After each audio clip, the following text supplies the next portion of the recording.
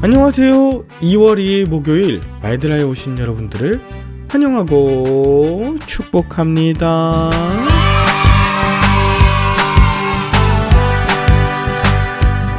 오늘부터는 여호수아서를 묵상합니다.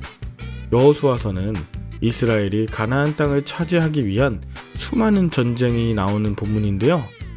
여리고성을 13바퀴 돌자 무너졌고, 작은 아이성의 전투에서는 자신을 과신하다가 패하고 회개함을 통해 하나님이 승리하게 하신 이야기가 나옵니다. 기브온 족속에게 속은 여호수아는 그들을 살리리라 결단하면서 회개와 사랑의 처방을 했고, 이스라엘의 역대 가장 큰 전쟁인 아모리 5왕과의 전쟁도 바로 이 여호수아에 담겨 있습니다. 그때 그 전쟁에서 태양이 멈추고 달도 멈췄습니다. 하나님이 역사하셔서 우박으로 수많은 적들을 물리쳐 주신 내용도 나옵니다. 여러분, 이 여호수아서를 묵상하는 동안에 내가 어디에 속해 있는지, 또 지금 내 삶에서 비롯된 여러 전쟁들은 어떠한 전쟁인지, 마침내 하나님께서는 어떻게 승리하게 하실지 기대하는 마음 담아 우리 함께 여호수아를 통해 하나님의 음성을 듣길 원합니다. 그렇다면 오늘도 힘차게 말드라를 시작해 볼까요? 자, 출발!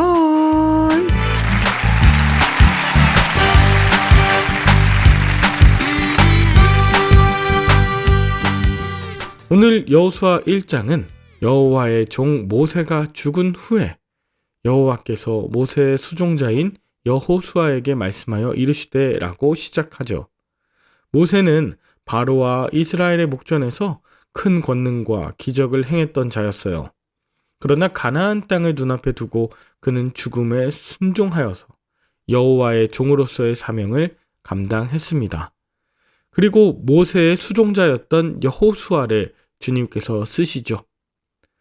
이 여호수아는 애굽의 종으로서 40년, 또 모세의 종으로 40년을 살았던 자로 종의 마음을 지닌 자였어요. 하나님은 이렇게 종의 마음을 품고 하나님이 쓰시는 사람을 섬기던 자를 지도자로 세우십니다. 종은 자신이 비천한 자인 줄 알고 늘 충성하며 헌신하는 자예요. 2절에 보면 하나님께서 여호수아에게 요단을 건너라고 말씀하시죠. 요단을 건너는 것은 약속의 땅인 가나안에 들어가기 전에 먼저 해야 하는 일이자 하나님께서 여호수아를 모세와 같이 홍해를 건너게 하시는 그런 사건입니다. 이어서 3절에 하나님은 모세에게 말한 바와 같이 언약했던 모든 땅을 주실 것이고, 5절에는 모세와 함께 있었던 것 같이 여호수아와 함께 있으며 떠나지 않을 것이라고 약속하세요. 그리고 6절부터 9절까지 모세가 생전에 여호수아에게 축복했던 신명기 31장 6절에서 8절을 기억하게 하시며 다시금 강하고 담대하며 말씀을 지키면 주님께서 어디로 가든지 너와 함께 하실 거라는 이 축복을 다시 한번 갱신하십니다. 여호수아는 어디로 가든지 너와 함께 하겠다는 하나님의 약속을 받고 백성의 관리들을 모아서 명령합니다. 여호수아가 모세에게 40년간 진정으로 충성하는 모습을 보아왔던 이스라엘 백성들은 여호수아를 모세와 같이 여기며 그에게 순종하겠다고 다짐합니다. 여호수아는 사흘 안에 요단을 건너 가나안 땅을 차지하러 들어갈 것이라고 하면서 지금까지 하나님이 주신 만나를 먹어왔지만 이제는 직접 양식을 준비하라고 합니다. 이건 단순한 양식이 아닌 그들의 마음과 생각, 영혼을 온전히 집중하여 새로운 땅에 들어갈 준비를 하라고 하는 것과 같죠. 그리고 르우벤, 갓, 므낫세의 반지파는 이미 요단 동편의 땅을 부여받았지만 이전에 약속했던 것처럼 다른 형제들보다 선봉에 서서 가나안 전투에 임할 수 있도록 이야기합니다. 내가 남보다 먼저 받은 것이 있다면 앞장서서 섬겨야 할 책임이 있고, 또 늦게 받은 직분이 있다면 먼저 받은 지체를 축복하고 잘 따라야 함을 보여줍니다. 이런 여호수아의 지도력에 이스라엘 모든 지파장들이 순종하며 그의 말에 따라 3일간의 양식을 예비하고 또 무장하며 약속의 땅에 들어갈 준비를 마치죠.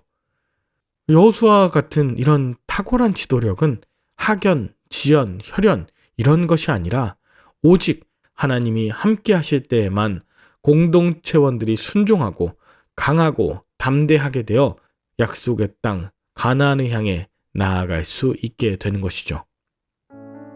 저는 오늘 본문을 묵상하면서 한국교회 수많은 교회들의 리더십에 대해 생각을 해보게 되었습니다. 7, 80년대 한국은 교회의 부흥기를 맞이해서 수많은 목회자들이 모세처럼 개척을 했습니다. 그때는 천막으로 시작된 교회들도 많았고 성도들의 마음에 갈급함이 있을 뿐 아니라 시기적으로 사람들이 농촌을 떠나 도시로 모여 산업단지를 형성하는 시기였죠.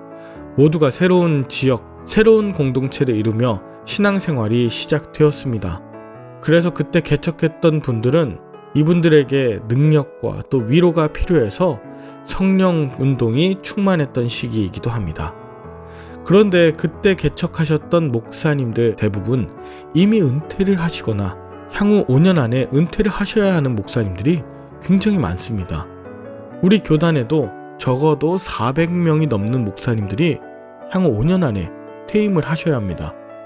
앞서 말씀드린 것처럼 대부분 교회를 개척하신 분이거나 담임으로 계신 분들이죠.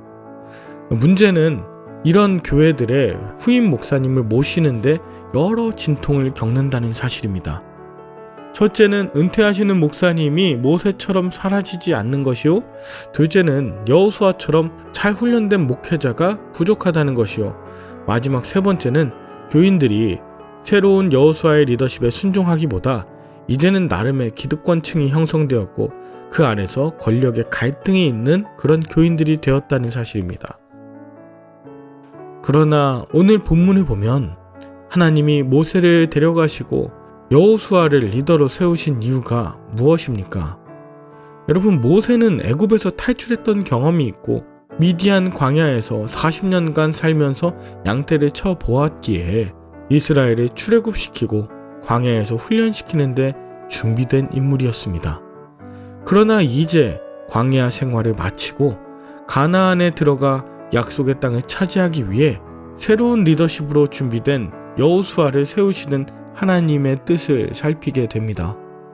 사실 여호수아는 출애굽기 17장에서 이스라엘이 출애굽하자마자 벌어진 아말렉과의 전투부터 시작해 모세와 함께 전쟁 중에 늘 승리를 이끌어내었고, 민수기 13장에서는 에브라임 지파를 대표해 가나안 땅에 들어가 이미 그 땅을 정탐해 본 경험이 있던 자였습니다.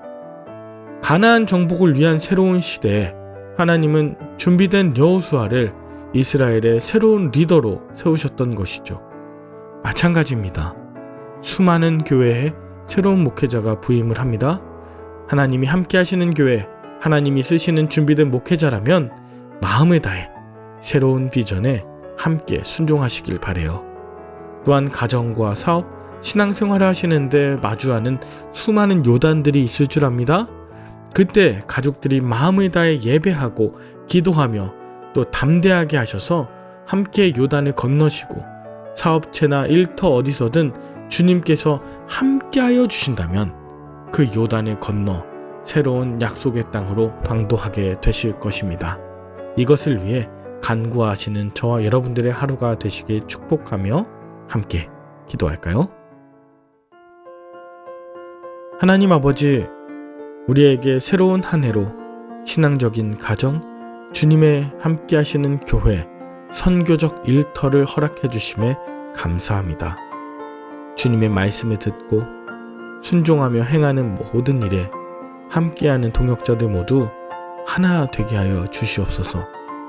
이 시대에 잃어버린 영혼들을 복음으로 전도하여 교회 되게 하는데 우리를 사용하여 주시옵소서. 약속의 땅 가나안으로 인도하시는 예수님의 이름으로 기도 올리옵나이다. 아멘. 오늘도 좋은 하루 되시길 바라며 저는 내일 다시 찾아뵙도록 하겠습니다. 샬롬.